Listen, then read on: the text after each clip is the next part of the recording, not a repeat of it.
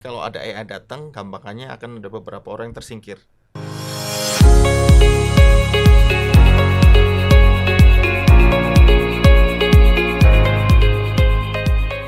Hai everyone, selamat pagi. Kembali lagi bersama saya Rizky Rizano Bunai sebagai konsultan dari PT Yamada Consulting Inspire. Kali ini kita punya tema yang menarik nih. Jadi ada Beyond Speed and Artificial. Bagaimana sih potensi Indonesia dalam mengadopsi 5G dan AI untuk mengakselerasi ekonomi digital di Indonesia? Kali ini kita kedatangan dua narasumber yang tentunya udah malang melintang ya di industri ICT gitu ya. Without further ado, jadi di sini kita kedatangan yang pertama ada Mas Andrian. Selamat datang Mas Andrian. Jadi Mas Andrian ini kurang lebih sudah 20 tahun nih malang melintang di industri telco gitu ya. Jadi beliau ini pernah di CSM, kemudian ada Siemens, ada beberapa prinsipal lainnya juga kayak misalnya Nokia, terakhir di Huawei juga ya, seperti itu. Jadi Mas Andrian ini sebagai pengamat ICT dan telekomunikasi di Indonesia, seperti itu. Kemudian yang kedua ada Mas Yanuar nih, sebagai praktisi telco. Jadi kurang lebih udah 10 tahun lebih nih pengalamannya. Ada di ZTE, kemudian Huawei, seperti itu. Oke, sip. Kalau gitu kita lanjut. Terkait dengan 5G ini nih. 5G ini kan sebetulnya di Indonesia udah masuk kurang lebih 3 tahun ya sekarang ya milestone ya dari 2021. Sebetulnya kayak gimana sih Mas perkembangan 5G kita diiming-imingin nih 5G ini bisa speednya sampai up to 100 Mbps ketika kita pakai mobile phone. Sebetulnya apa aja yang bisa dilakukan sama 5G ini untuk kehidupan sehari-hari kita ataupun di industri ya, seperti itu. Iya, 5G ini lahir di tahun 2020, tentu kelanjutan dari 4G ya. Ya. Tadi janjinya banyak, speednya 1 giga gitu. Tapi sampai sejauh ini di Indonesia itu kita lihat speednya itu dibanding dengan negara-negara tetangga kita masih ya under 50 ya, 47, 49 gitu. Ada juga yang 27 dan sebagainya macam. Jadi masih jauh. Perkembangannya tadi diawali 2021 dengan banyak launching beberapa layanan 5G di beberapa kota, dan sampai saat ini mungkin ada yang mengatakan 46 kota, ada yang 49 kota ya. Tapi ya itu, jadi 5G kita 5G masih non standalone, artinya radionya 5G tetapi core-nya masih 4G. Sehingga speednya belum seperti yang dijanjikan atau belum mencapai 5G yang sesungguhnya, 5G standalone. Sehingga itu sedikit menghambat mungkin ya perkembangan yang harusnya 5G itu bisa tadi speednya lebih cepat, terus juga areanya lebih luas, ternyata masih belum, baru beberapa kota doang. Nah, ini juga menghambat perkembangan AI ya, mungkin AI itu kan butuh sesuatu respon yang pemrosesan sangat cepat, kemudian delay yang lebih sedikit gitu. Karena masih non SA, maka ini juga menghambat perkembangan AI, khususnya implementasi dan processing di beberapa layanan gitu. Oke. Gimana nih Mas Yanuar? Jadi gimana sih sebetulnya perkembangan 5G di Indonesia terkait dengan challenge yang mungkin atau ada drivers atau opportunities? Karena kalau yang kita perhatikan sebetulnya dari statistiknya ini jumlah BTS 5G di Indonesia ini selama 2023 sampai dengan 2024 sekarang pertumbuhannya sangat kecil ya. Jadi kalau kita note ini di Indosat dari tahun lalu sampai dengan tahun ini masih stuck di angka 90 BTS secara nationwide gitu ya. Ada beberapa kota-kota yang mungkin disasar gitu untuk menjadi POC karena dianggap ini bisa adaptif dan bisa diimplementasikan gitu ya 5G-nya, karena banyak POI-nya, let's say kayak Jakarta, kemudian Bandung, Surabaya, Solo sekarang salah satunya, dan beberapa kota-kota besar lainnya. Sedangkan kalau di Telkomsel secara pertumbuhan masih growth tapi masih kecil gitu ya. Nah, sedangkan target kita sebetulnya adopsinya BTS 5G ini harusnya kalau di tahun ini dari grand design yang dibuat sama Kominfo kan harusnya udah sampai dengan at least 3% dari total BTS ya. Harusnya milestone ini. Gimana tuh, Mas? Jadi kalau menurut yang kita baca di beberapa informasi digital tuh ya, seperti Mas Andrian bilang, memang sebaiknya untuk yang sekarang ini dimigrasikan dari not standalone menjadi standalone. Jadi dari segi core sampai segi aksesnya dilakukan full 5G infrastruktur. Memang agak sedikit ambisius, cuman hanya itu caranya untuk meng-upgrade kebutuhan atau infrastruktur 4G kita yang selama ini depend dari 4G menjadi 5G. Dan juga selama ini kalau kita menggunakan di mobile phone kita, mungkin kita hanya bisa dapat jaringan-jaringan 5G itu di kota-kota besar ya. Belum, dan pada saat kita pindah daerah sedikit aja itu 5G-nya itu lalu turun. Jadi karena pada saat kita membutuhkan jaringan 5G seperti untuk AI tadi ya, sebaiknya kita dari sisi pemerintah mungkin diperlukan untuk perubahan dari NSA menjadi SA tadi, dan dari sisi customernya mungkin lebih Di-update literasinya gitu ya. Di-update dan disadarkan untuk dan di-update penggunaan handphonenya sekarang mungkin ya. Jadi yang sekarang lebih bisa handphonenya atau gadgetnya yang langsung bisa 5G. Biasanya kan belum mumpuni ya yang sekarang ya. Yang walaupun sudah beredar mungkin yang di masyarakat Indonesia sekarang ini.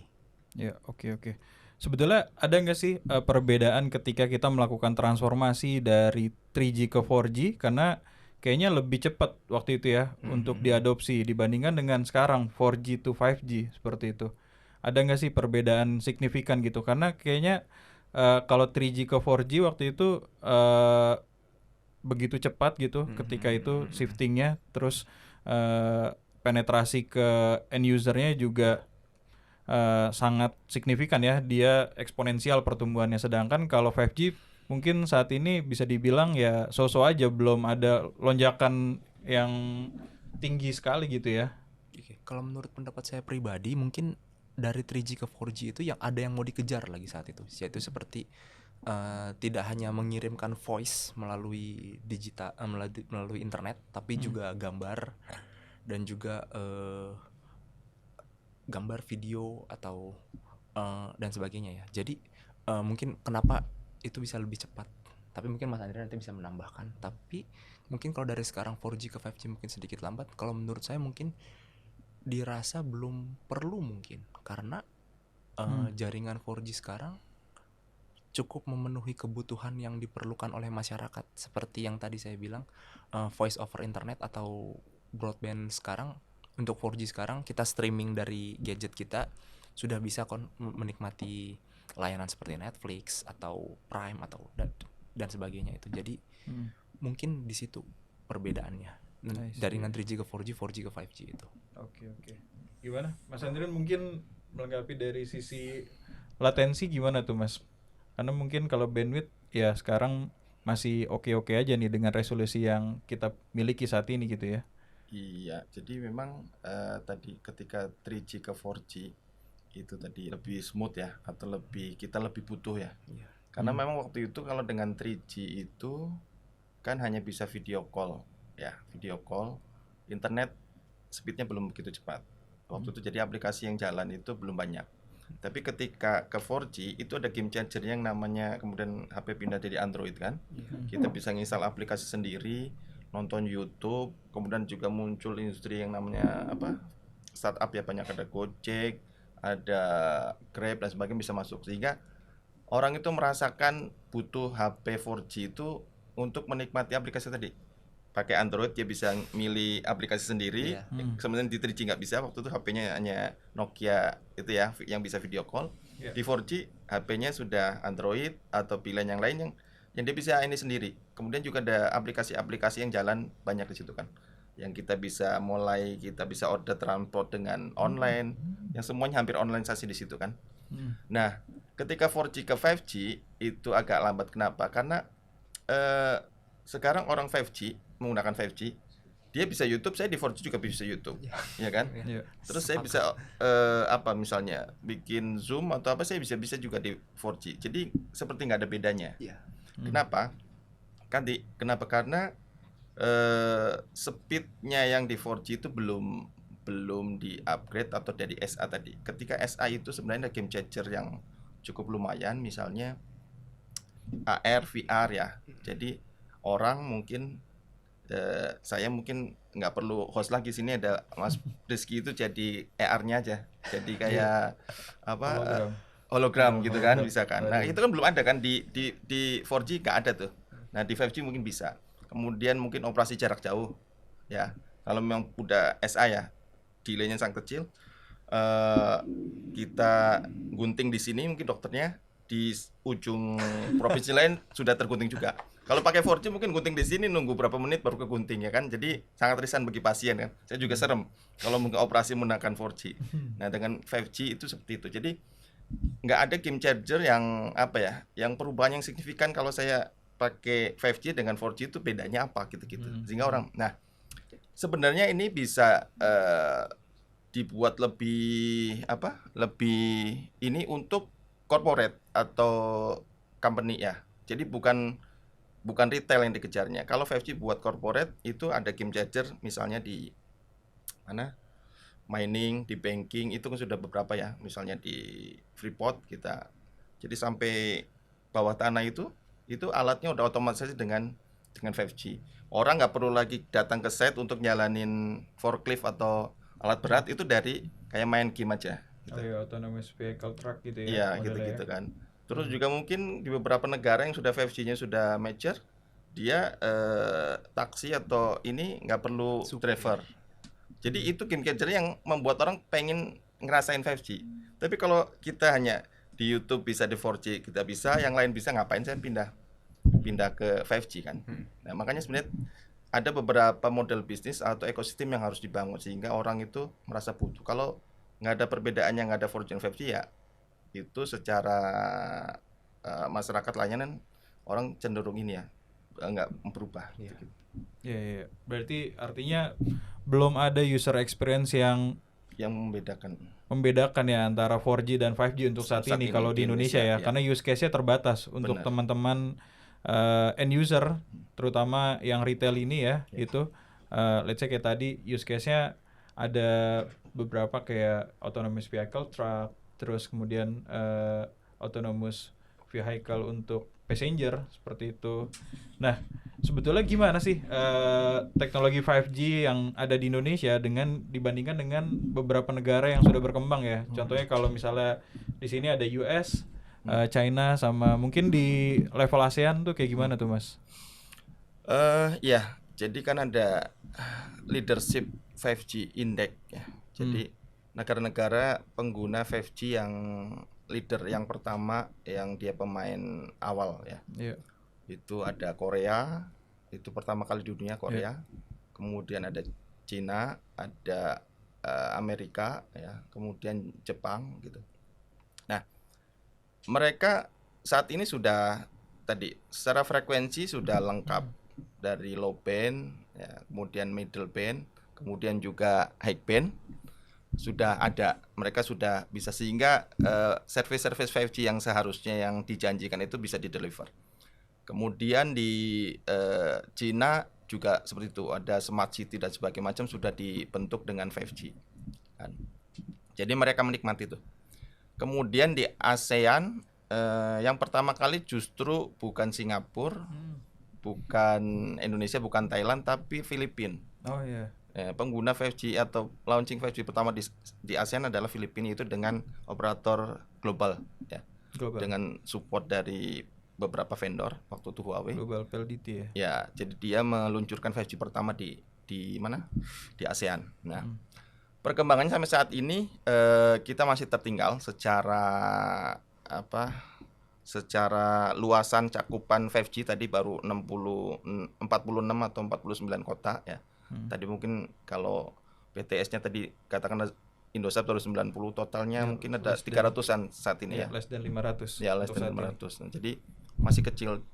kalau di Ookla itu grafiknya itu petanya kalau di 5G sinyal itu di kayak lampu, Indonesia itu masih redup, belum kelihatan. Tapi beda dengan kayak Brunei, Singapura, Malaysia yang sudah hampir penuh lampunya tuh. Jadi dengan itu speednya ya tahu sendiri, tetangga kita Singapura itu dengan Korea masih kejar-kejarannya speednya di dunia itu. Jadi Indonesia masih jauh. Kemarin Kominfo kita membuat gerakan atau inisiatif bahwa speed minimal 100 megabit. Iya. Nah, gitu kan. Nah, gitu. Jadi itu mungkin jadi perkembangannya di kita masih harus ngejar. Dan memang tipikal kita itu bukan pengadopsi awal-awal. Di 4G tadi yang ini kita itu baru 2014 apa 2015 tuh. Jadi 2010 diluncurkan 4G, kita baru 2014. Nah, ini 2020 diluncurkan 5G, kita agak maju sih 2021 lumayan. Tapi ya beberapa pengamat ngomong kita 2027 aja itu baru 30%-an mungkin coverage 5G di Indonesia. Jadi memang tidak desain untuk mengejar tetangga kita, tapi mungkin meningkatkan luasan cakupan 5G dulu mungkin ya itu. Iya. Oke. Kalau dari Mas Yanuar gimana nih melihat 5G di negara berkembang itu, apakah ada spektrum khusus yang mereka pakai dan kita belum adopsi, belum diterapkan gitu ya di sini ya? Oh, jadi kalau secara perbandingan tadi dengan kota-kota besar jelas masih tertinggalnya lumayan ya. Jadi di kita itu masih 40 sampai 50 Mbps, di Cina itu sudah Korea itu sudah 500 bahkan. Di Amerika itu 300-an. Jadi dan dari segi perangkatnya pun di Cina pun sudah termurah. Mungkin jadi di kita pun sudah levelnya masih di bawah. Dari segi harga atau price list perangkatnya pun juga cukup mahal gitu. Kalau di Amerika ya dia bisa mengalahkan Cina sedikit secara speed, tapi untuk harga dia cukup mahal gitu. Jadi mungkin kita masih bisa bersaing ya di lingkungan ASEAN lainnya ya, tapi tetap yang seperti tadi Mas Andrian bilang, perlu ada game changing di sisi kita sendiri, yaitu mungkin kalau kita bilang quote and quote itu obatnya itu ya perpindahan arsitektur dari NSA menjadi SA sendiri itu. Karena sepertinya apabila teknologi 5G ini mau diteruskan dengan kecepatan speed yang sekarang, belum terasa perbedaan signifikannya dengan 4G itu. Jadi kita perlu ada perubahan yang cukup berarti di sisi pemerintah dan swasta kita gitu sih Mas. Iya. Kalau tadi sempat mention juga, karena kita sebetulnya pengennya itu sudah move ke standalone ya, itu 5G-nya. Tapi dengan alokasi frekuensi yang kita miliki saat ini hanya ada di 850, 900, kemudian 1,8, 2,1 GHz sama 2,3 GHz itu apakah sebetulnya sudah jadi spektrum frekuensi yang tepat gitu untuk di Indonesia dibandingkan dengan negara-negara lain tadi yang sudah mengimplementasikan standalone 5G ya? Jujur kalau untuk masalah frekuensi yang tepat atau tidak itu bukan dari kapasitas saya, tapi sepertinya memang sudah dipersiapkan karena secara roadmap kita akan lebih mencenderung ke arah sana. Jadi sepertinya dari segi frekuensi itu tersendiri saya kira memang sudah dipersiapkan oleh pemerintah dan juga dari segi swastanya. Menurut Mas Andre gimana Mas? Jadi 5G ini ada 3 blok frekuensi yang secara ideal ya. Yang SA itu ada low, ada middle, ada high gitu kan. Nah, itu secara ideal yang sehingga nanti beberapa aplikasi bisa running all di situ. Nah, di Indonesia ini sendiri kan untuk 5G kan baru 2,3 ya. Yang sisanya masih dipakai 4G. 2,3 ini belum ideal karena tengah favoritnya itu 3,5 ya kan. Di Indonesia itu 3,5 sekarang dipakai sama service satelit. Ya masih dan teman-teman satelit itu belum mau geser nih. Kalau gratisan nggak mau dia, harusnya ada subsidi baru dia mau. Ya. Karena dia harus geser dan harus ganti perangkat nge-tuning perangkat lagi kan ke 3,5. Nah jadi kalau di dunia ini frekuensi favoritnya 5G itu 3,5 karena nggak di bawah banget, nggak ke atas banget, Iya. gitu kan. Jadi idealnya ada 3 tadi. Nah kalau Indonesia ini baru 2,3 tadi, dan tahun ini cuman dari tahun kemarin itu dijanjiin mau ada 700 yang sudah Iya. dibersihin dari TV itu kan, Iya. ya kan? TV Iya, analog. betul. 700. Nah 700 ini pun sampai saat ini itu belum realisasi. Oke. Jadi dari tahun kemarin katanya tahun depan karena nggak jadi, harusnya 2023 tuh.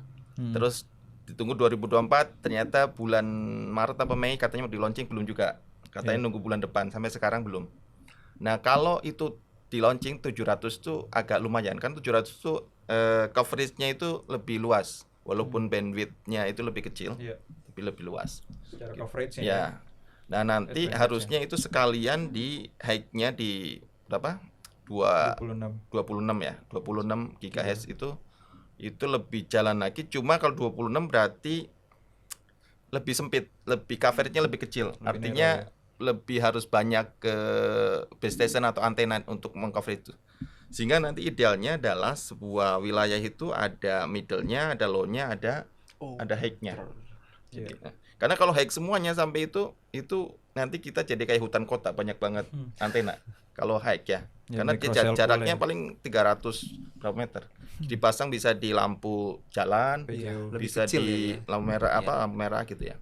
Nah, kalau yang di 700 itu jangkauannya bisa untuk mungkin urban atau suburban ya. Jadi lebih untuk daerah, sehingga tadi seperti itu. Jadi sekarang kita masih main di 2,3, jadi low belum launching, kemudian juga high belum launching gitu. Sehingga perangkat yang masuk ke kita pun masih belum banyak. Nanti kalau sudah itu masuk, frekuensi itu di launching sama pemerintah, barulah perangkat-perangkat mungkin yang beroperasi di situ itu akan masuk tuh. Termasuk yang mungkin tadi yang HP masih mahal gitu, mungkin jadi lebih Affordable ya. ya. Sekarang berarti kan HP-nya harus frekuensinya 2,3 itu kan. Iya. Iya. Jadi kalau yang tadi 700 ini kan belum dilelang nih Mas. Belum. Sebetulnya info dari Kominfo ini kan menunggu kepastian merger dari 2 perusahaan telekomunikasi di Indonesia. Iya, benar. Yang kita tahu ada XL sama Smartfren nih. Smartfren. Gimana tuh Mas? Sebetulnya Mas. Iya tadi, jadi mungkin pemerintah masih belum melihat ini jadi kegentingan ya, sehingga harus ini. Jadi menunggu. Kenapa nunggu merger? Karena biar nanti pembagiannya itu fix. Kalau misalnya nanti ada Telkomsel, Indosat Tri sama apa sekarang mau merger, Excel sama itu kan dibagi 3. Iya. Gampangannya ya tinggal 700 bagi 3 bandwidthnya. Tapi itu memang itu juga kecil gitu untuk yang dibagi 3 ya. Tapi kalau ini juga membuat ketidakpastian sampai kapan gitu-gitu, itu mungkin bisa menghambat tadi ekspansi 3G buat khususnya yang 700 itu buat ke daerah ya. Iya. Kalau yang 26 giga dan high frekuensi itu buat aplikasi-aplikasi yang butuh speed tinggi dan juga delay kecil gitu-gitu. Use case-nya sebetulnya yang 700 MHz itu bisa buat apa tuh Mas? Mungkin model kayak fleet management gitu ya, atau ada use case lain mungkin? Biasanya kalau untuk yang frekuensi low itu dipakai untuk IoT. IoT. Nah, kalau sekarang kan IoT sekarang masih terbatas tuh ya frekuensinya. Mungkin ke depan itu IoT kalau 5G itu kan kalau yang 4G dengan 5G itu salah satu bedanya 5G itu bisa menghandle banyak perangkat ya kan. IoT salah satunya. Selain tadi speednya tinggi, kemudian bandwidthnya lebar, juga menghandle bisa banyak perangkat. Nah, mungkin jadi dengan 700 itu perangkat IoT atau yang butuh bandwidth yang tidak besar-besar itu bisa lebih banyak. Misalnya kawasan pabrik yang butuh mungkin ratusan sensor atau ratusan sensor tadi ya, perangkat kecil yang juga detektor gitu, itu bisa dihandle sama 5G dengan mungkin dengan satu radio atau beberapa BTS low band gitu. I see. Jadi orang kenanya makin tadi 700 ini belum jalan, kemudian IoT yang tadi dengan frekuensi terus itu belum masuk kita, dan juga ekosistem atau kebutuhan itu juga belum ada ya, belum mendesak. Mungkin kalau 700 sudah masuk di launching, mungkin perkembangan IoT bisa lebih lebih giat lagi di situ. Lebih masif ya implementasinya, terutama untuk industrial area ya Mas ya, untuk industrial. IoT-nya itu. Oke, ngomong-ngomong terkait dengan 5G nih, tentunya kita nggak lepas juga nih dengan perkembangan yang terbaru terkait dengan AI di Indonesia. Kebetulan AI ini masuk ke fase booming kedua ya, bisa dibilang ya. Sebelumnya kan di 2020 awal kita sempat hype dengan AI, tapi sekarang lebih advance lagi nih yang kedua ini karena ada Gen AI. Kita mungkin sudah mengaplikasikannya di ChatGPT mungkin atau Gemini atau ada beberapa aplikasi-aplikasi AI lainnya gitu ya. Sebetulnya AI itu gimana sih Mas di Indonesia perkembangannya? Secara yang saya ketahui ya, secara penggunaan itu kan karyawan itu hampir mungkin 50-60 itu sudah ngerti dan aware dengan AI ini. Apalagi mahasiswa ya, dengan membuat skripsi yang lebih mudah sebagai macam menggunakan gitu. Nah, yang saya yang saya lebih tekankan adalah penggunaan AI di hal yang lain ya. Seperti mungkin kalau di telekomunikasi itu di bagian customer service misalnya ya. Jadi menghandle lebih cepat, lebih tepat ya komplainan dari si customer. Kemudian lebih jauh lagi adalah pemanfaatan AI untuk planning sebuah project atau sebuah kegiatan di dalam mau launching sebuah layanan atau apa ya namanya Projects. ya. Jadi di planning kan lewat AI gitu, masukin data-data data project, data apapun yang masukin, kemudian planningnya itu seperti apa. Misalnya memplanning penempatan base station tadi antara 700 2,3,5 atau yang high itu seperti apa, itu bisa dimasukin data itu dengan data mungkin geospasial, data frekuensi, data PTS dimasukin, nanti dia akan mengini sendiri tuh. Nah, jadi minimal interference atau optimum di situ ada pasar, ada customer, itu lebih tepat. Jangan sampai kita ndiriin base station tapi di area yang nggak banyak usernya gitu kan. Nah, itu dengan AI bisa.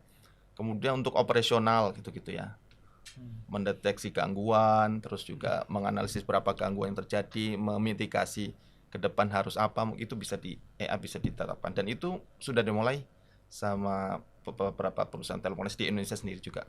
Nah, gitu. Dan terakhir saya dengar kabarnya Indosat ya, IOH itu mau membuat Indonesian AI dengan Nvidia di Solo. Marvelous kan? Digital Iya kan? Experience itu ya. Nah, itu project-nya. diawali dengan anak perusahaannya Lintas Arta kalau salah, itu juga sudah mulai itu. Jadi telekomunikasi dengan AI itu sudah mulai kolaborasi. Karena tadi AI tanpa 5G yang benar-benar cepat itu ya nunggunya lama kan kalau kita ini. Oke, I see.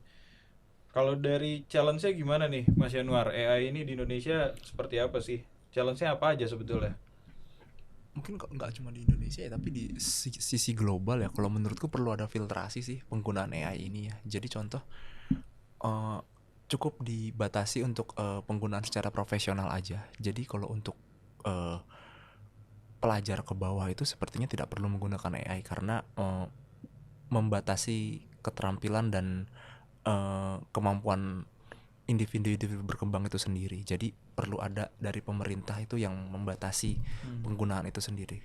Dan juga kalau dari segi yang masih kurang menurut saya pribadi sekarang ini adalah data poolnya sendiri, yang generate data yang selama ini yang mereka ambil, yang kita bahkan udah bisa dari dulu kita bikin program setengah mati, sekarang kita mendeskripsikan sejelas-jelasnya di ChatGPT itu, bahkan semua programnya itu keluar semua. Jadi alangkah baiknya untuk program yang sebagus ini, kalau individunya belum dirasa cukup mampu atau bertanggung jawab, sebaiknya jangan dulu. Jadi selain dari segi pemerintah yang tadi saya bilang data atau poolnya masih kurang, di sisi end usernya pun juga harus perlu dibatasi penggunaannya. Mungkin statement saya pribadi ini mungkin bakal banyak dapat challenge dari mahasiswa atau pelajar-pelajar ke bawah yang sekarang ini lebih sangat dimudahkan oleh AI ini sendiri. Tapi percaya deh, untuk hal-hal seperti itu mungkin nanti sebaiknya digunakan untuk kalangan profesionalis saja. Itu aja sih. Oke, jadi terkait dengan literasinya ya untuk penggunaan AI jauh lebih bijak gitu ya, Iya. dibatasi. Tentunya butuh peranan regulator, kemudian di sisi end customer juga perlu difiltrasi kembali gitu ya. Iya. Oke, I see. Kalau misalnya dari driversnya nih Mas, untuk AI di Indonesia tuh apa aja sih sebetulnya untuk saat ini gitu ya? Apa ya? Mungkin tadi. Jadi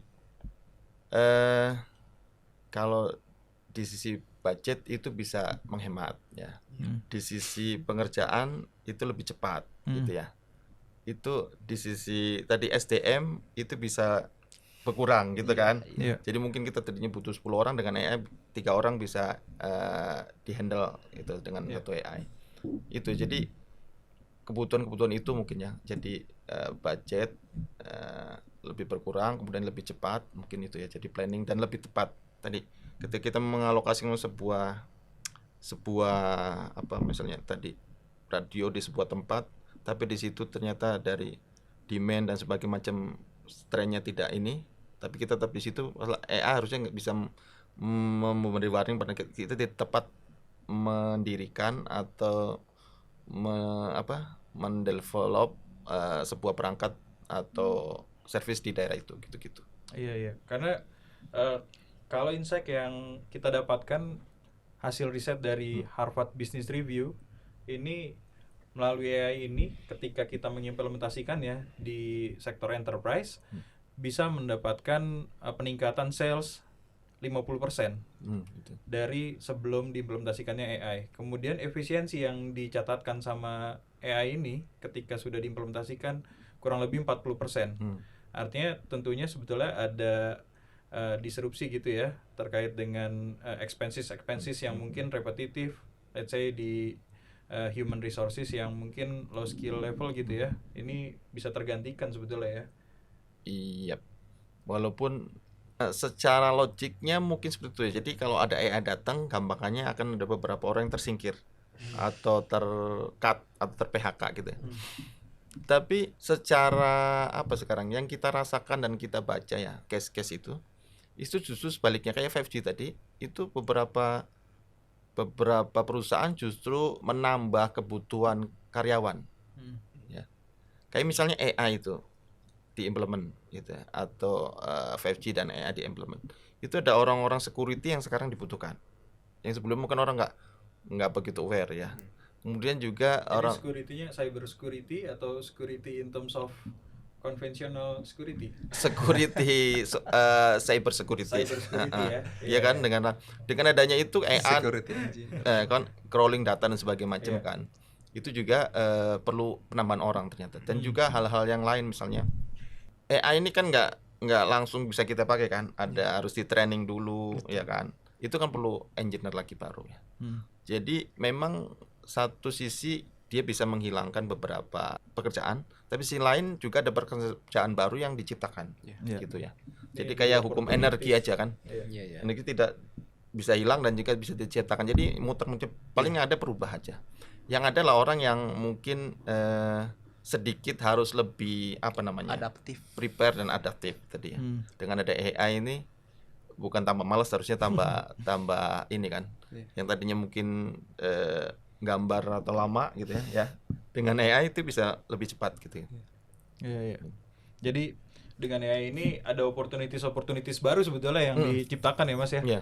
Jadi mungkin in terms of dibandingkan dengan mereplace pekerjaan yang existing, justru menciptakan pekerjaan baru gitu ya yang mungkin saat ini kita belum terpikirkan nih. Bisa jadi mungkin prompter spesialis AI. Bisa, ya. Bisa jadi kan. Atau mungkin juga AI ini kan misalnya apakah AI bisa langsung masang kabel sendiri RJ45 itu? Kan nggak mungkin, mesti ada orang yang itu kan. Iya, tetap Berapa- ada engineer-nya. Iya, harus jadi- dari sisi fisikal Iya, ya. kadang orang kayak seperti merasakan akan hilang semua ketika AI datang. Padahal AI tanpa orang yang nyelokin kabel, gelar kabel, masang rak, masang server, nyolokin MCB-nya, PLN, Itu kan tidak bisa sendiri mereka. Iya. Itu ada orang-orang tetap. Jadi tetap ada orang-orang yang hadir untuk AI itu mungkin terlihat canggih, terlihat tua, tapi sebenarnya ada orang-orang tadi yang mungkin secara ini kerja kasar ya. Ya kan? Nggak bisa kan datang itu rak sendiri ke data center masang sendiri dengan AI kan. Tapi kan udah ini. Jadi menurut saya hadirnya AI ini tadi tidak bisa tidak harus disikapi dengan pesimis, juga dengan optimis gitu-gitu. Banyak hal-hal yang bisa kita kerjakan dengan hadirnya AI gitu-gitu. Ya, oke. Jadi banyak hal yang sebetulnya bisa dibantu ya, terakselerasi dengan adanya AI gitu ya. Apalagi kan Kerjaan talent kita katanya Kominfo bilang talent kita juga IT itu masih kurang kan. Harusnya masih banyak tuh. Kita hanya baru berapa 6 ribuan tahun 2002 atau dan itu masih kurang banyak katanya. Iya, sebetulnya ada nggak sih program-program gitu yang di-develop mungkin dari sisi pemerintah ataupun private sector gitu ya, yang untuk mendevelop digital talent di Indonesia gitu ya. Mungkin kalau kayak Kominfo punya digital talent Kominfo gitu, ada lagi nggak sih Mas kira-kira platform-platform yang digunakan saat ini? Atau inkubator-inkubator yang dipakai gitu ya? Beberapa perusahaan telekomunikasi ada ya. Tapi mungkin juga itu bisa disiapkan nggak harus nunggu pemerintah kali ya, pelatihan gitu-gitu sebenarnya mulai bisa digulirkan gitu-gitu. Sehingga nggak harus nunggu dengan pemerintah yang memang tadi birokrasi dan kompleksitas alurnya untuk membuat sebuah program gitu. Mungkin juga swasta dan juga pihak-pihak lain, akademisi atau kampus itu juga harus mulai ini ya. Mungkin juga ada jurusan-jurusan AI ya, mulai gitu-gitu ke depannya. Sehingga nggak begitu ketinggalan.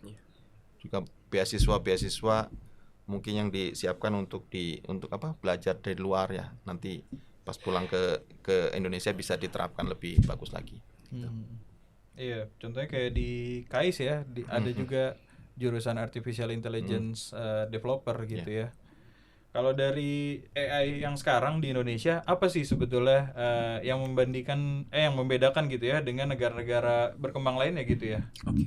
Tadi menyambung sedikit dari Mas Adrian. Sebenarnya kalau dari pemerintah, aku tadi sedikit baca ada sebenarnya. Cuman belum optimal atau gimana, researchnya mungkin belum terlalu deep. Tapi dia sudah bikin roadmap dari 2020 sampai 2035 ini. Namanya kalau nggak salah BPRIN apa itu? BRIN. Ya, nah itu cuman balik lagi seperti keterbatasan di data poolnya tersendiri belum terlalu banyak. Jadi untuk mengenerate-nya itu untuk pemerintah atau lokalan kita sendiri tuh belum cukup mumpuni, makanya kita lebih sering menggunakan ChatGPT atau Gemini tadi. Kalau tadi pertanyaan apa Mas Munai? Yang ngebedain implementasi atau mungkin adopsi AI di Indonesia dengan negara luar gitu yang berkembang kayak di US, Cina ataupun negara Asia lainnya yang mungkin lebih maju gitu ya. Kalau tadi 5G kan mungkin dari sisi infrastruktur, terus kemudian capital sama dari sisi demand juga belum terlalu butuh kalau untuk di Indonesia gitu, belum ada use case yang supporting gitu ya. Nah, kalau yang AI ini seperti apa tuh? Mungkin kalau untuk pengaplikasiannya ya, kalau yang sekarang ini kita lebih marak melihat di sosial media tuh lebih banyak digunakan oleh anak-anak mahasiswa ke bawah atau pelajar menggunakan AI itu.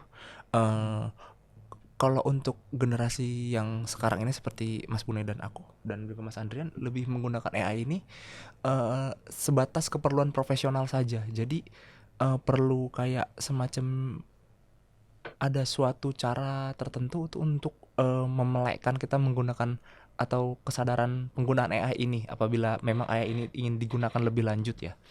Jadi jujur sampai tahun kemarin menurut saya belum terlalu butuh yang namanya AI itu. Begitu akhirnya saya melihat orang-orang sekitar itu mendeskripsikan sesuatu sejelas-jelasnya keluar end produknya berupa lagu, berupa pemrograman yang sudah jadi atau hal-hal lainnya, itu menurut saya cukup praktis ya. Jadi kalau ditanya perbandingannya dengan negara lain sepertinya masih cukup kurang karena pengguna AI tersebut di sini ya masih terbagi dari beberapa golongan-golongan tertentu yang merasa kayak tanda kutip quote and quote itu kayak perlu nggak perlu seperti itu sih Nas. Dari Mas Andrian mungkin? Tadi sih saya sih menyoroti tentang infrastruktur ya. Ketika AI ini kurang hanya dipakai tadi oleh kalangan mahasiswa, oleh kalangan beberapa profesional hanya untuk mungkin mempermudah itu. Sementara di negara lain itu lebih maju ya kan, AI-nya sudah di kedokteran, di pertanian, di bidang yang lain ya. Itu karena tadi infrastruktur kita itu tadi masih belum, tadi AI itu kan jalan harus prosesnya yang cepat, delay yang kecil gitu-gitu ya. Itu belum mendukung ya, ya paling sebatas tadi AI itu yang ChatGPT untuk anak sekolah mengerjakan tugas, kadang-kadang juga untuk jawaban-jawaban ya kan soal di ujian gitu-gitu. Sampai itu paling pandangan gitu. Jadi belum AI itu sebenarnya kan lebih dari itu gitu Iya, gitu betul, kan. Nah, itu belum, itu karena apa tadi? Secara infrastruktur kita itu belum mature ya. Sehingga untuk menjalani AI yang mungkin lebih, untuk itu kan harus butuh storage yang besar, Iya. kecepatan prosesnya yang besar, terus juga delay yang kecil itu belum ini, sehingga aplikasinya untuk AI di hal-hal bidang lain tuh belum begitu ini. Walaupun mengarah ke situ ada namanya strategi nasional apa tuh? AI kan kalau salah udah dibuat oleh Kominfo tuh. Di Stranas apa tuh. Nah, jadi strategi AI nasional gitu-gitu. Nah, itu mungkin kalau secara itu lebih udah bagus, blueprintnya tinggal di deliver kemana-mana mungkin gitu. Oke. Kalau dari sisi produser AI gitu ya, selain mungkin kalau kita ya taunya ChatGPT, terus kemudian Gemini kayak gitu, atau ada Sora dan lain-lain. Tapi kalau di Indonesia nih punya kemampuan nggak sih sebetulnya untuk memproduksi sebagai AI developer gitu ya sendiri? Mungkin kayak katadata.ai atau mungkin ada yang lain yang Mas Andrea notice gitu. Saya sih optimis bisa ya. Mm-mm. Optimis bisa. Ada perusahaan-perusahaan yang mungkin saya belum tahu sampai saat ini. Cuma saya lihat beberapa kali membaca itu sudah mulai ada beberapa perusahaan yang sudah mulai mengembangkan AI untuk hal-hal yang lain. Gitu. Memang masih kan gini, ada yang ngambil AI tadi yang dari produksi luar dipakai di kita di training gitu untuk menjalankan itu. Ada yang mau bikin sendiri, itu juga ada beberapa ya. Jadi harus lebih tadi, kebutuhan itu harus didesain untuk bahwa itu tuh butuh menggunakan AI sendiri gitu-gitu. Ya kan? Kalau itu data dari luar mungkin belum pas kan. Kalau dari kita sendiri kan lebih pas gitu, mungkin yang Indonesia dan sebagainya macam. Iya. Atau mungkin ada secara teknologinya AI-nya mungkin dari luar, tapi kita bisa ngedop API-nya gitu ya. Kita sematkan tematik-tematik lokal kayak gitu. Mungkin versinya jadi versi anak Jaksel nih. Bisa conversation AI-nya kayak gitu. Ya harusnya bisa kan itu. Cuma memang ya tadi itu kan bukan, walaupun secara gampang ngadopsi dari luar itu tetap harus biaya yang harus dikeluarkan kan. Untuk itu biaya itu talentnya, biaya untuk dari si platformnya itu kan gitu. Pelatihannya, belum juga setelah jadi itu mentraining orang-orang yang akan menggunakannya gitu kan. Gitu. Oke. Kalau terkait dengan teknologi AI ini ketika diimplementasikan di Indonesia itu sebetulnya menguntungkan untuk teman-teman ISP atau mungkin MNO ataupun SI di Indonesia nggak sih? Bisa menyerap di sisi apanya gitu ya? Harusnya iya banget harusnya. Jadi untuk AI ini pada saat diimplementasikan sudah pasti ISP tersebut mendapatkan keuntungan berlebih sih. Tapi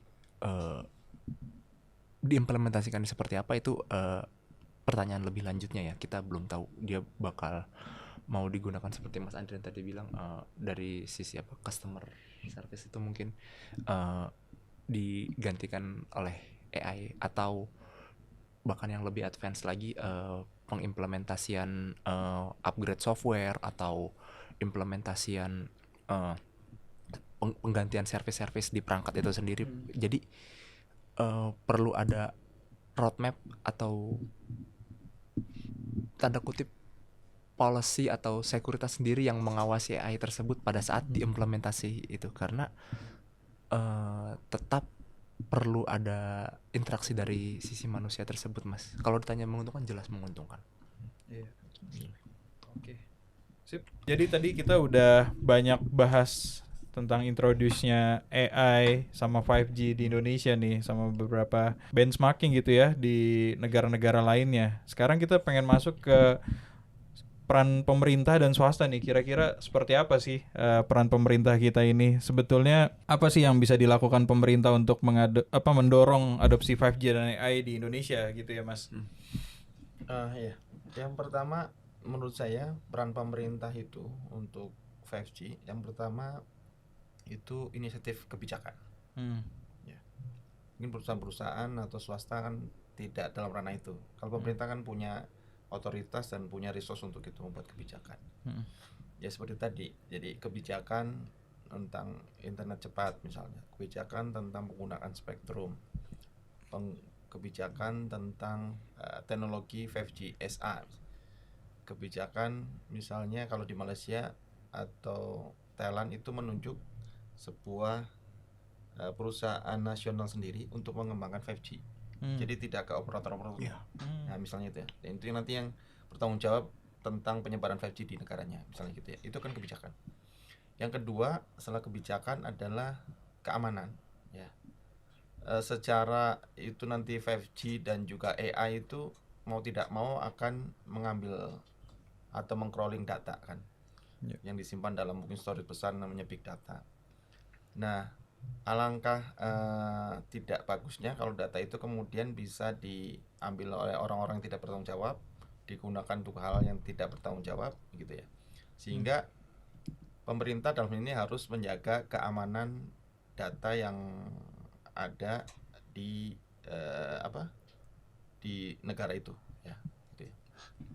Yang tiga adalah harmonisasi mungkin kebijakan atau keputusan antara mungkin Indonesia dengan ASEAN gitu, misalnya menggunakan atau berbagi informasi ya, ketika roaming nanti gimana, atau supply chain misalnya ada made in Singapura yang mau ke Indonesia, kita butuh itu harus bagaimana, itu di level pemerintah ya. AI, perangkat AI yang ada di negara lain yang bisa mau masuk ke kita atau kita juga mau mengekspor, itu kebijakannya seperti apa. Nah itu level kebijakan.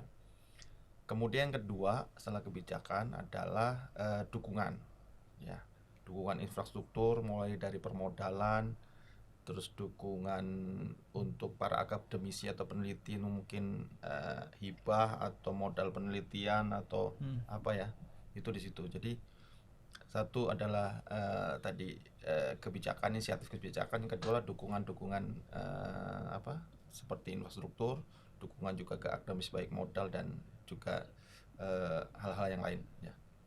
Gitu. Ya, sebetulnya ada nggak sih inisiasi dari pemerintah yang mungkin membentuk joint venture gitu ya, antara pemerintah kemudian akademisi sama dari sisi prinsipal gitu ya, Mas ya? Misalnya model kayak yang dibikin sama TIP dengan beberapa institusi pendidikan. Itu sebenarnya skema yang di negara lain pun dilakukan. Jadi antara prinsipal, kemudian vendor ya, kemudian akademisi, kemudian pemerintah ya. Kita di beberapa ini sudah jalan ya. Ada akademisi meneliti beberapa topik tentang misalnya 5G, AI dan juga 6G, kemudian dimodali oleh dari pemerintah, kemudian juga nanti itu bisa diadop sama sebuah prinsipal atau vendor tertentu ya gitu ya. Dan itu sudah ada, tinggal tadi secara wadah itu perlu diperbanyak ya. Mungkin itu 1-2 kampus, tapi harus merasakan semua kampus ya.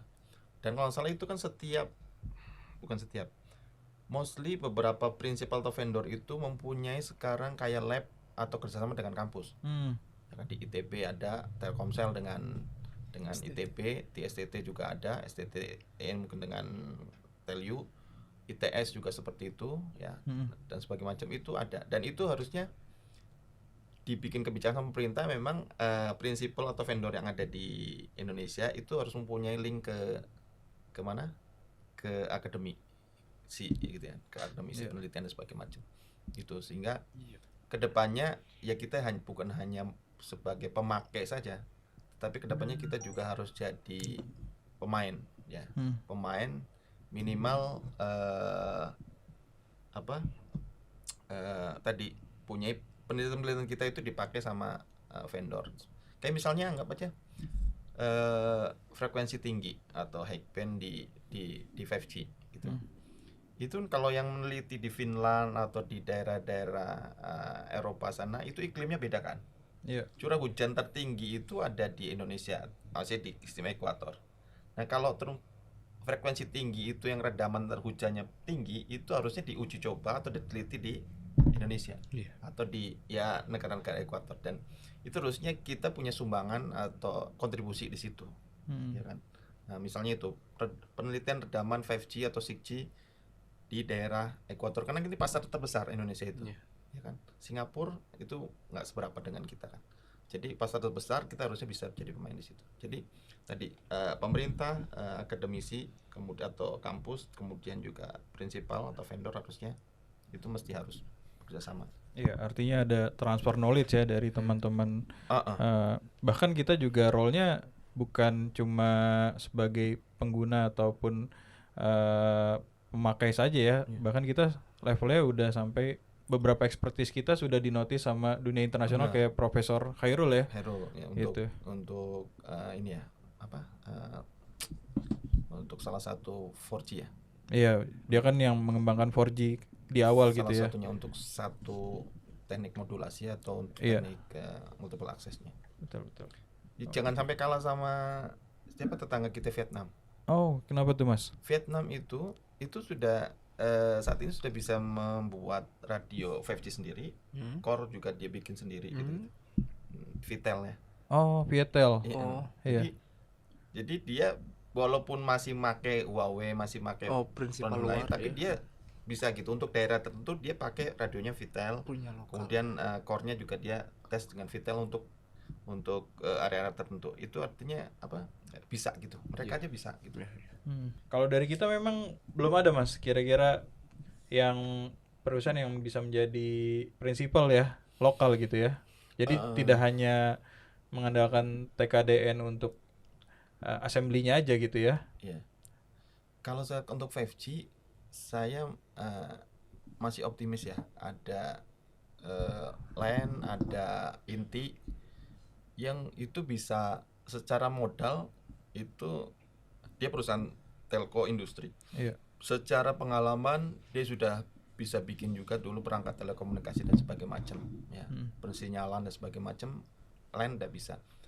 Tinggal tadi disupport dari akademisi atau penelitian, dicek, dihitung cara bisnis itu secara teknik oke, tapi secara bisnis ini oke enggak dengan pembuatan itu kan nanti harga ekonomisnya berapa, kalau masuk mungkin bisa dipasarkan dengan dukungan pemerintah, mungkin memakai untuk daerah-daerah tertentu, misalnya untuk IKN misalnya. Itu misalnya dipakai dulu atau untuk daerah tertentu lah. Itu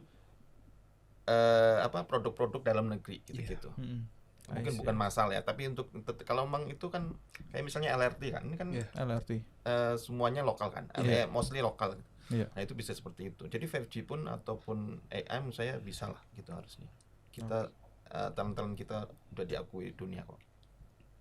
Sekarang sebetulnya gimana sih nih sektor swasta bisa berkolaborasi dengan pemerintah untuk membangun infrastruktur 5G dan AI ini yang Mas Yanuar sekarang alami gitu, gimana ini? Untuk sekarang, untuk sektor swastanya sendiri juga memiliki step atau tingkatan yang mirip-mirip dengan pemerintah untuk dalam segi 5G-nya ya. Jadi selain berkolaborasi, mereka juga saling bahu-membahu untuk peningkatan 5G itu tersendiri. Jadi nggak bisa dibilang juga mereka bersaing juga, tapi mereka juga tetap saling berkolaborasi dan saling bahu membahu untuk dalam membangun 5G. Jadi mereka itu nggak semerta-merta hanya sebagai kompetitor semata di lapangan dan kenyataannya kok. Gitu Mas. Bentuk kolaborasi apa sih sebetulnya yang bisa dibangun gitu ya, meskipun antara satu sama lain, let's say sebagai kompetitor gitu ya, apakah ada share service yang bisa dilakukan secara bersama gitu?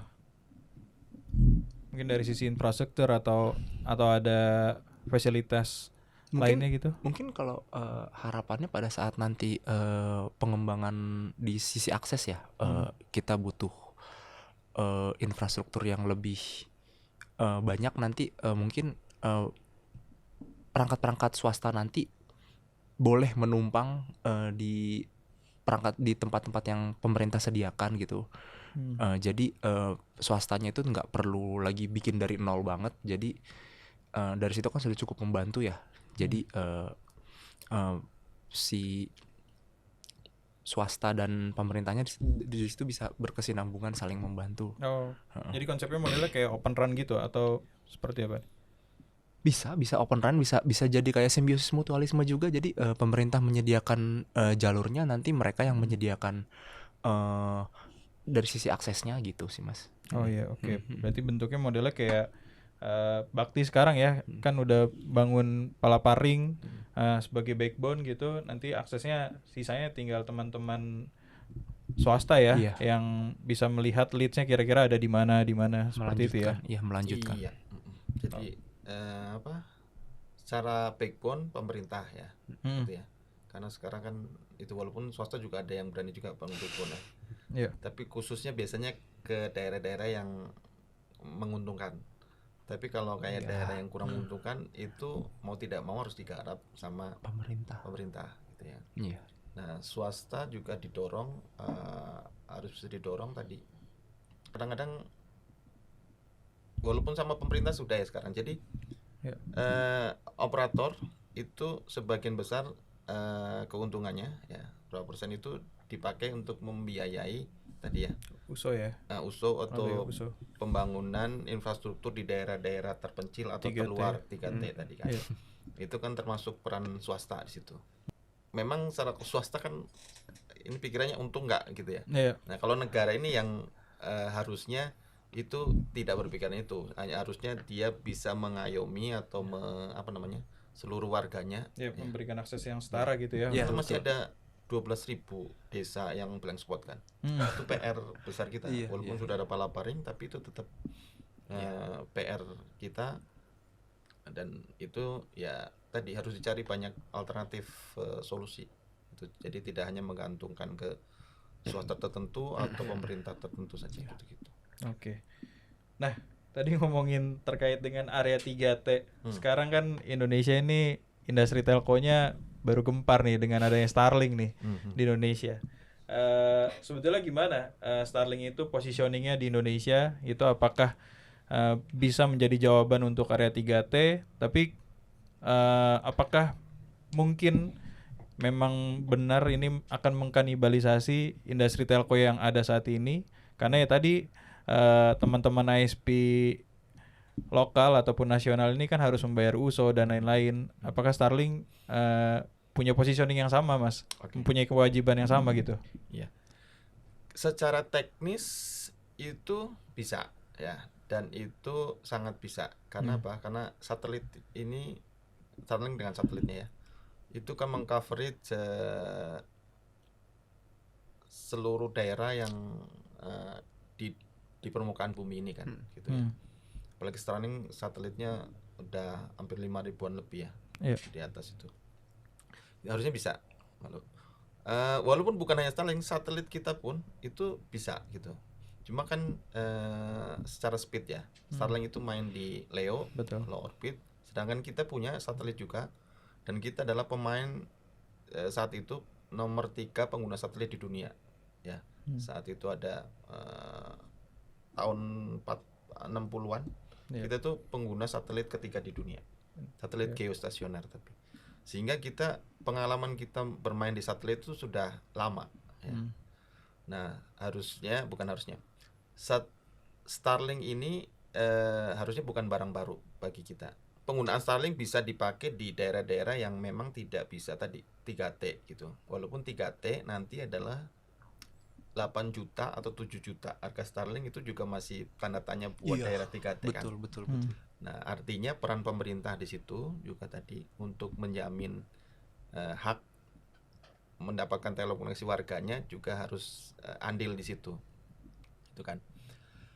Starlink secara teknis tadi sangat bisa untuk menjangkau daerah manapun di Indonesia ini 3T tadi.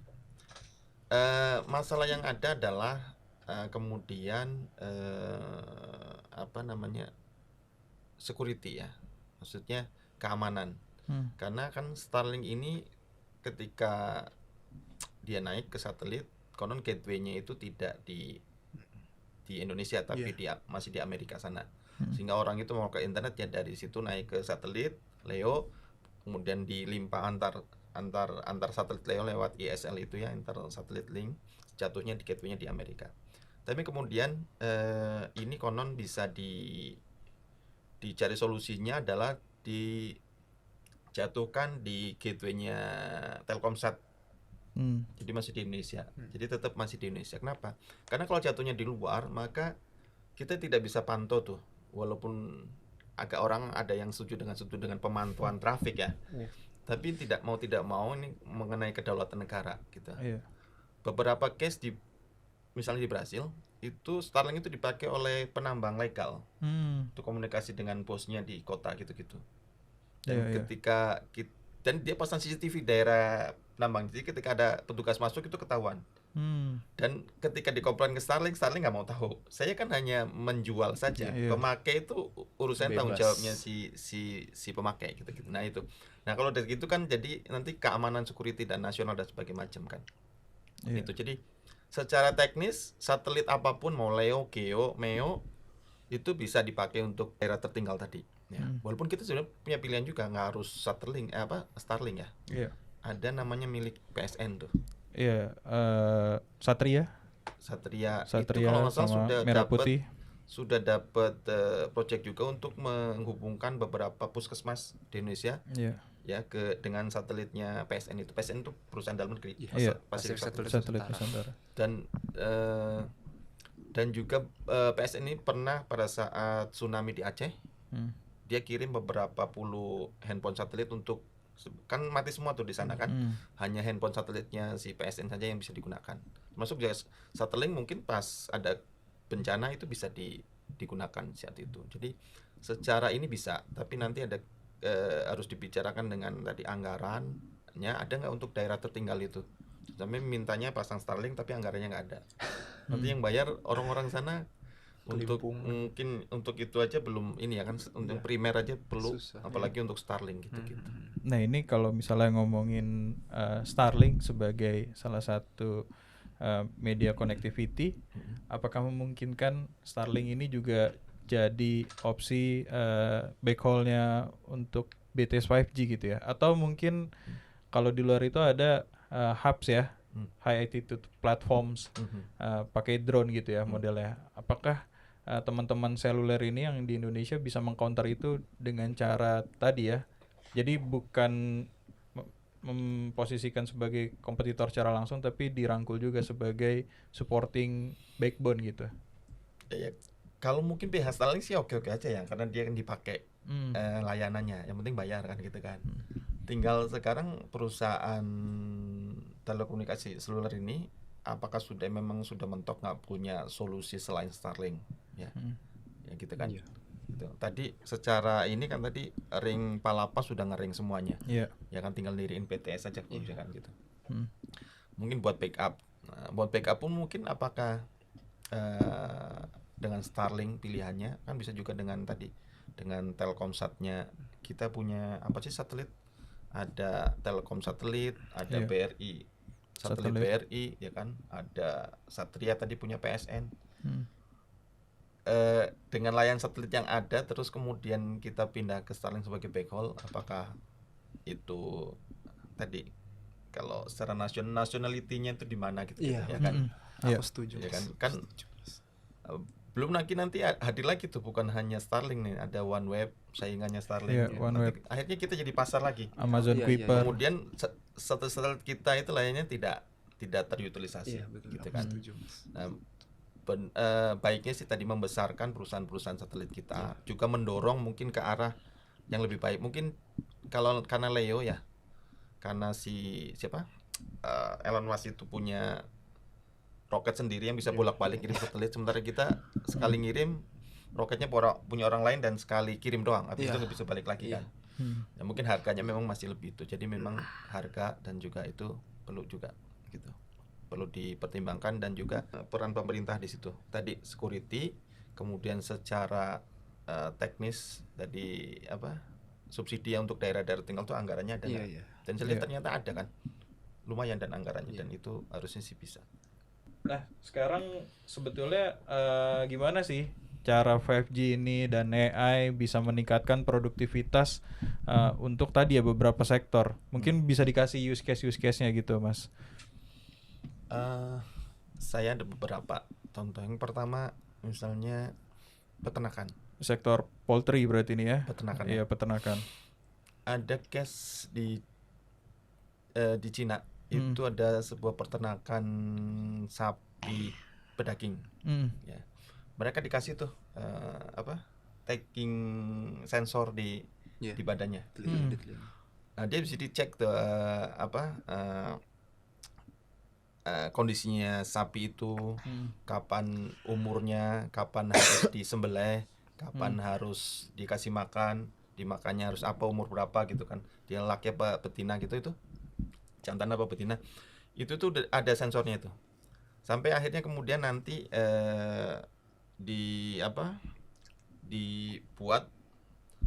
dibuat sedemikian rupa sehingga sapi ini benar-benar efektif ketika harus dipotong. Nah, dan kemudian akhirnya sekarang perusahaan ini jadi penghasil sapi untuk ke Cina sendiri, pasar Cina dan juga pasar luar negeri dengan sapi terbaiknya. Karena itu. Jadi dia lebih efektif, lebih efisien, dan juga dan sebesar peternakan itu dia hanya butuh 10 orang termasuk dokter hewannya. Jadi ada layar-layar banyak itu yang mendeteksi itu di China ya. Jadi untuk monitoring untuk sapi-sapi potong. Kemudian juga ada di Inggris. Itu beda, di sana cuma dia nih sapi perah. Sama dikasih tagging itu lokasi, kemudian dikasih kalung untuk mendeteksi sampai kapan nih si sapi ini siap untuk diperah susunya gitu-gitu. Jadi nanti ada robot AI-nya yang masuk meras susunya gitu-gitu ya. Itu di Inggris. Jadi jadi itu kelihatan lebih efisien, lebih dari sisi jumlah orang juga lebih sedikit ya, lebih cepat, juga lebih pas gitu. Nah, kemudian misalnya mining itu kita punya juga di Indonesia, ada Freeport ya, dengan layanan dari Telkomsel ya. Itu tadi jadi sudah bisa mengotomatisasi perangkat-perangkat atau mesin itu sampai yang di dalam tanah itu, di eksplorasinya. Area eksplorasi Jadi tambang. komunikasi di bawah dengan di atas, dan juga otomatisasi mesinnya itu dioperasikan dengan 5G. Itu di Freeport. Telkomsel kalau nggak salah sekitar 5 atau 6 BTS Combat BTS gitu ya di modelnya, sana Mas, untuk nyediain 5G di sana ya. Jadi itu, dan kabarnya itu bisa menghemat secara waktu itu, kapasitas itu naik 25%, gitu, kalau nggak salah 25-20%. Kemudian cara energi itu lebih saving ya, energinya tidak lebih saving. Kayak tadi harus ada supir yang harus ngerakin datang gitu kan, itu dari kayak remote control aja dari sebuah ruangan gitu. Kemudian dari sisi efisiensi juga meningkat gitu-gitu ya. Itu kemudian apa lagi, itu mining. Kemudian kalau banking saya lihat itu beberapa bank besar di luar negeri itu sekarang lagi bikin AR atau VR untuk approval loan pinjam. Jadi nggak usah datang ke bank, tapi nanti ada VR yang bisa dia komunikasi kayak dengan CS gitu. Jadi di rumah aja, termasuk approval itu langsung dari situ. Virtual assistant juga itu, Mas, modelnya ya. Jadi beberapa bank itu masuk ke Visa gitu-gitu. Nanti jadi pengajuan itu nggak harus datang ke lokasi banknya, nggak ada, harus ketemu dengan CS. Kalau di rumah sakit ya mungkin dengan health ini ya tadi telesurgery yang dari di Indonesia pernah dilakukan dari Hasan Sadikin ke Sarjito ya. Iya, Sarjito Jogja. Ya, itu juga pernah akan dilakukan dengan model 5G. Itu pernah dilakukan di Indonesia. Excel memantau perusahaan kompresor itu diawasi sehingga dia real time datanya disimpan di cloud. Sehingga tahu tuh kompresor mana yang harus diperbaiki dan sebagainya macam. Itu dengan 5G juga.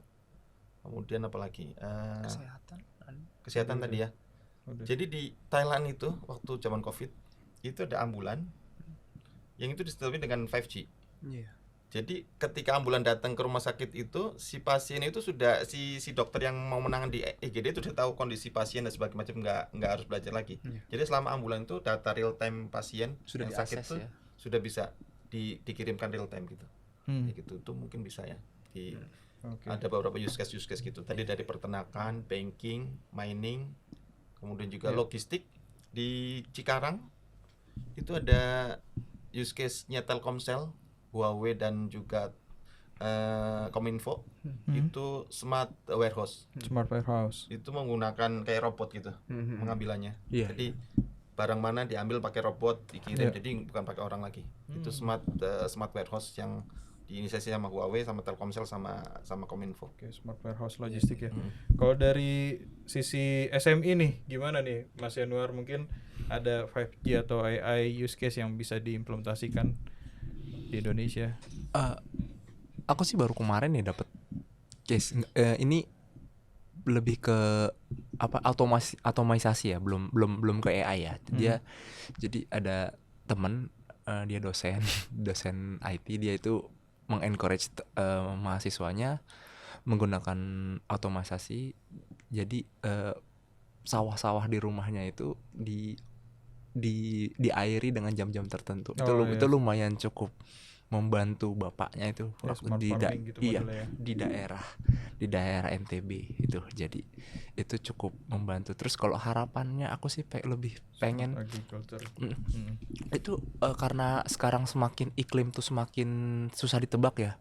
Jadi dengan adanya AI ini nih, seingatku di daerah Australia ya, dia itu kan karena dia multi iklim ya, ada iklim gurun, iklim panas, dan juga ada iklim saljunya juga. Jadi untuk penentuan musim tanam, musim bercocok tanam, dan musim panennya itu mereka sudah menggunakan AI. Jadi itu cukup sangat membantu petani-petani yang kesulitan menentukan musim berdasarkan alam ya, atau seperti hafalan-hafalan masa lalu. Iya, jadi ada weather forecast gitu ya modelnya. Iya. Jadi apalagi sekarang kan kadang permintaan pasar kurang terlalu tinggi, sementara kita sudah memproduksi sedemikian banyak sehingga akhirnya jadi mubazir, dibuang-buang bahan pangan kita seperti sayur atau telur-telur seperti itu. Jadi banyak kasus seperti itu yang sebaiknya perlu dilakukan aplikasi di sektor pangan kita sih. Gitu, Mas. Oke. Tadi kan Mas Yanur juga sempat share ya terkait dengan gimana sih caranya mengatasi perubahan iklim ini. Sebetulnya ada lagi nggak sih Mas use case lain gitu ya di negara lain atau mungkin kita justru? Mengenai perubahan iklim ya, khususnya dengan 5G dan juga AI ini. Jadi gini, 5G ini kan wajib bin kudu bin harus bertemu dengan serat optik ya kan. Jadi 5G tanpa serat optik itu kayak apa namanya ya, makan tanpa garam gitu kali ya, apa ya, jadi nggak ada rasanya. Jangan-jangan bukan 5G lagi karena ya kan. Nah, serat optik ini kan dikenal sebagai media yang dalam kutip hijau. Kenapa? Dari sisi CO2 ya, itu tidak seperti kabel, tidak juga seperti radio mungkin yang perlu ada colokan listrik ujung ke ujung, mungkin beberapa hop, jadi dia harus konsumsi energi listrik. Selalu bisa ditarik lewat laut tanpa harus ada listrik di sini. Jadi dia lebih hijau, lebih apa ya tadi, lebih pro ke lingkungan. Ramah lingkungan. Ya itu. Nah, kemudian juga 5G ini desain ke depannya, apalagi yang rilis terbaru itu dengan smart konsumsi energi. Misalnya sebuah antena di sini menara antena BTS. Di sekitar situ lagi banyak orang, maka dia akan pancar tuh energinya antena. Sehingga sinyal-sinyalnya itu mengenai para penggunanya di sekitar itu. Tapi ketika nggak ada, dia bisa kecilkan tuh energinya. Jadi bukan ada orang, nggak ada orang mancar, tetap mancar gitu. Jadi ada smart energi yang mengontrol dengan AI mungkin ya. Jadi mengontrol di sini ada user demand-nya besar nggak, ya dipancarin dengan besar. Dia ada kecil, kecil. Termasuk misalnya di beberapa gedung yang penggunanya ada di sebelah kanan doang, ya maka antenanya itu akan memancar si beam ya kalau kita nyebutnya si pancarannya itu hanya ke daerah tertentu, yang lain tuh nggak dipancarin. Bukan kayak Omni semuanya dipancarin, ada nggak adanya itu. Jadi ada smart antena, ada smart energy consumption tadi juga seperti itu. Oke. Jadi sangat pro terhadap safety environment ke depannya gitu ya. Ya, termasuk juga ada BTS yang di daerah yang tidak menggunakan listrik, tapi listriknya menggunakan tenaga matahari, tenaga angin, solar PV. Termasuk juga membuat dimensi rak yang lebih, dulu mungkin segede 3, 4, 5 rak, sekarang lebih kapasitas yang lebih besar, lebih kecil, sehingga penggunaan AC pun bisa lebih diminimize gitu. Oke, mungkin ini last question nih Mas. Jadi bagaimana nih 5G dan AI bisa membantu mengakselerasi pertumbuhan ekonomi Indonesia, terutama pertumbuhan ekonomi berkelanjutan menuju Indonesia Emas 2045 nih. Gimana nih Mas Yanwar? Menurutku jelas ya, sangat itu jelas sangat membantu dengan itu semua kayak berkesinambungan dengan majunya teknologi, maju pula perekonomian kita ya, apalagi yang sekarang ini kita semakin digalakkan dengan Indonesia Emas ini. Terus caranya seperti apa, mungkin aku lebih berpikir kayak balik lagi ke awal tadi sih, kita balik lagi ke awal tadi. Infrastrukturnya itu, perubahan infrastrukturnya itu dari 4G ke 5G ini harus lebih galakan lagi apabila ingin menuju Indonesia Emas itu, agar teknologi kita itu yang sekarang ini bisa benar-benar teroptimalisasi apabila ingin bersaing dengan negara-negara secara global ya. Jadi pada saat kita mengoptimalisasi 5G seperti tadi Mas Adrian bilang, AI kita juga semakin meningkat, dan itu semua bakal berkesinambungan. Seperti itu sih Mas Munai. Oke. Dari Mas Andrian mungkin dari sisi payment kita kan sekarang udah mulai cashless nih ya. Gimana tuh Mas? Iya. Pertama tadi membantu menanggapi pertanyaan tadi bahwa menuju Indonesia Emas ya. 5G dan juga AI ini penting, dua backbone ini, untuk backbone yang mendukung transformasi digital.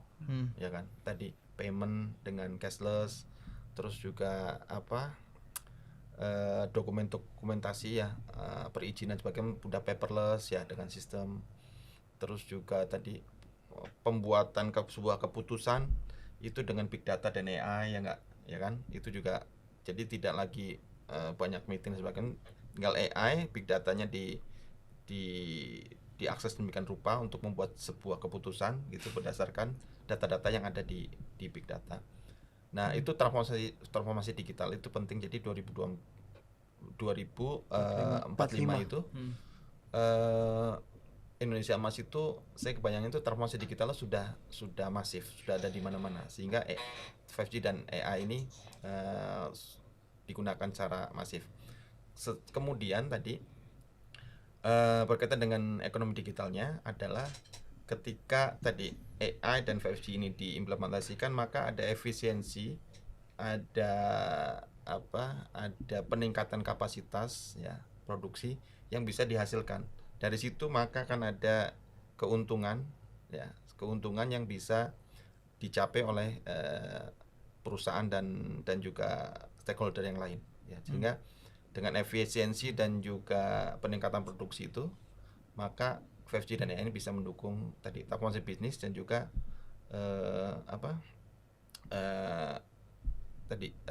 keuntungan yang bisa diambil dari penerapannya itu. Ya, oke, sip. Artinya kalau yang data yang kita dapatkan dari World Bank bahkan Indonesia di 2040 itu mempunyai GDP terbesar keempat gitu ya. Jadi melalui 5G dan AI ini bisa mengakselerasi ekonomi digital Indonesia seperti itu ya. Iya. Oke. Sip, kalau gitu terima kasih Mas Yanuar, Mas Andrian. Ya, sama-sama. Oke, jadi tadi podcast kita terkait dengan Beyond Speed and Artificial, bagaimana 5G dan AI bisa mengakselerasi ekonomi digital di Indonesia. Sampai jumpa kembali di podcast berikutnya, Yamada Consulting Inspire. See ya.